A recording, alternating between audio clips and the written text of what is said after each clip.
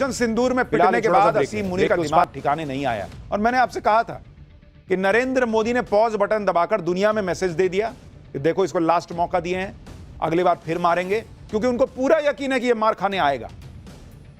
मुनीर के शैतानी दिमाग में क्या चल रहा है आज आपको बताता हूं। क्या आपकी बार अमरनाथ यात्रा से पहले पाकिस्तान नई साजिश रच रहा है, जिसका हिंट मुनीर ने दिया भी है, उसके बारे में बताऊंगा।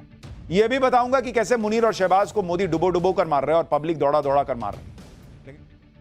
ऑपरेशन सिंदूर में पिटने के बाद जब से अमेरिका और चीन ने पाकिस्तान को पुचकारा है, तब से पाकिस्तान को लग रहा है कि वो अगली बार नरेंद्र मोदी की मार खाने से बच जाएगा। लेकिन पाकिस्तान इसी धोखे में अपनी कब्र खोदने में जुटा है। पाकिस्तान नेवी के पासिंग आउट परेड में के दौरान असीम मुनीर ने एक बार फिर अपने आतंकवाद प्रेम का इजहार किया। एक बार फिर भारत के खिलाफ उसी तरह की भड़काऊ बातें की जैसी पहलगाम टेरर अटैक से पहले कर रहा था। मुनीर ने भारत के ऑपरेशन सिंदूर में मारे गए आतंकवादियों को श्रद्धांजलि दी। वो कैसे कश्मीर में आतंकवाद और आतंकवादियों को फुल सपोर्ट देने की बात कर रहा है, एक बार सुनिए इसको। मुनीर को इसको खुद के सपोर्ट के लिए दुनिया से भीख मांगना पड़ता है। कह रहा कि यहां कश्मीर में जो है वो समर्थन करेगा आतंकवादियों का। तुम करो ना, मारेंगे यहीं पे आप आतंकवादियों को, जैसे मार रही है ना हमारी सेना, मारती जाएगी। और ये तो मरेगा नहीं, ये तो उधर बैठा है बंकर में छुपेगा, यहां भेजेगा आतंकवादी। असीम मुनीर ने पहले भी इस तरह की बातें की थी, जिसके बाद पहलगाम अटैक हो गया था। अब असीम मुनीर फिर से वही सब करने लगा है। हाफिज सईद और मसूद अजहर जैसे आतंकी जिनकी ऑपरेशन सिंदूर से हालत खराब है, उन सभी आतंकियों की फौज को असीम मुनीर फिर से खड़ा करने की कोशिश कर रहा है। रिपोर्ट्स के मुताबिक पाकिस्तानी सेना ऑपरेशन सिंदूर में तबाह हुए आतंकी ठिकानों और ट्रेनिंग कैंप्स को फिर से बिल्ड बना रही है। एलओसी के पास दोबारा से आतंकी संगठनों के लिए हाईटेक ट्रेनिंग कैंप्स बन रहे हैं। रिपोर्ट है कि पाकिस्तान और पीओके में फिर से 13 लॉन्च पैड डेवलप कर रहा है। इसके अलावा जम्मू सेक्टर में इंटरनेशनल बॉर्डर पर भी 4 टेरर लॉन्च पैड बन रहे हैं। इस बार टेरर कैंप्स में रडार और सैटेलाइट को चकमा देने वाली तकनीकों का भी इस्तेमाल कर रहा है पाकिस्तान। यानी ये नहीं सुधरेगा, ये लिख के हमने आपको पहले भी कहा था, रख लीजिए, और वही हो रहा है। इतना ही नहीं, ऑपरेशन सिंदूर में मारे गए आतंकियों के जनाजे के बाद अब पाकिस्तानी फौज ने तबाह हुए आतंकी अड्डों के रेनोवेशन की जिम्मेदारी भी अपने कंधे पर उठा ली है। जैश और लश्कर के हेडक्वार्टर को दोबारा से खड़ा करने के लिए पाकिस्तानी फौज ने अपनी जेब से 40 करोड़ रुपए का फंड जारी किया। और यह सब असीम मुनीर के ऑर्डर पर हो रहा है, जो एक तरफ तो अपने पालतू आतंकवादियों को दोबारा भारत के खिलाफ खड़ा कर रहा है, दूसरी तरफ कश्मीर के नाम पर पब्लिक को भड़काने में जुटा है। एक तो अंग्रेजी में बोल किसके ले रहा है, पाकिस्तान में कितने लोगों को समझ ही आएगा।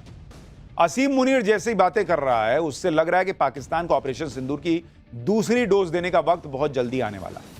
पिछली बार जब असीम मुनीर ने भारत के खिलाफ जहर उगला था तो पहलगाम में अटैक हुआ था, और इस बार भारत के खिलाफ मुनीर के भड़काऊ बयान अमरनाथ यात्रा से ठीक पहले आए।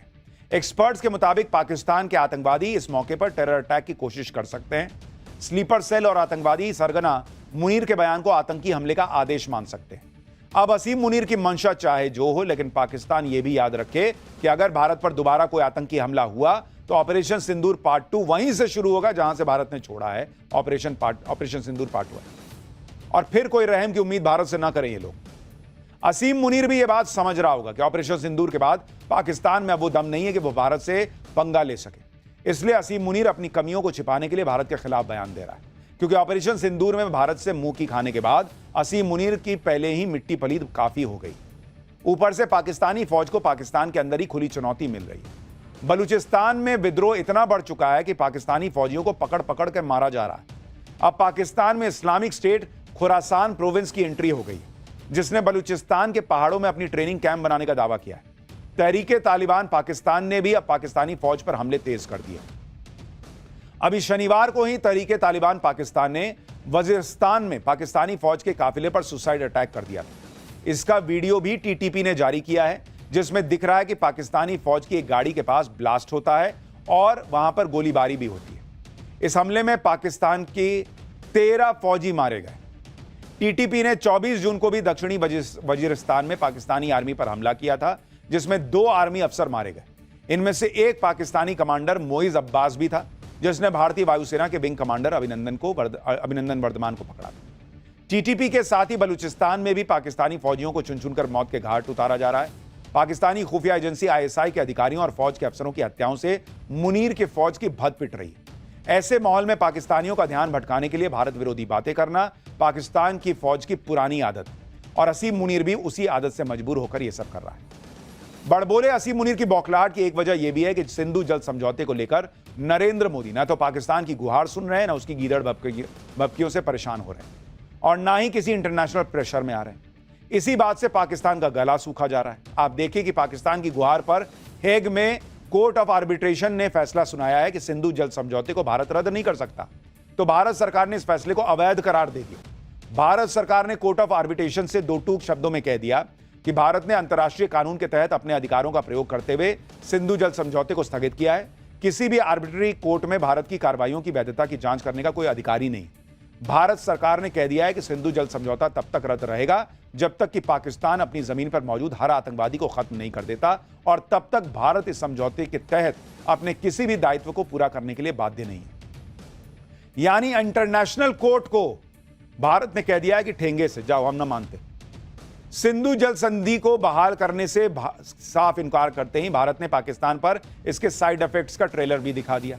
भारत ने जम्मू कश्मीर में चिनाब नदी पर सलाल डैम के 12 गेट खोल दिए जो बारिश की वजह से ओवरफ्लो हो रहे थे। अगर सिंधु जल समझौता लागू होता तो भारत को यह पानी रोकना पड़ता ताकि पाकिस्तान में बाढ़ की स्थिति पैदा ना हो, लेकिन अब कोई समझौता तो है नहीं।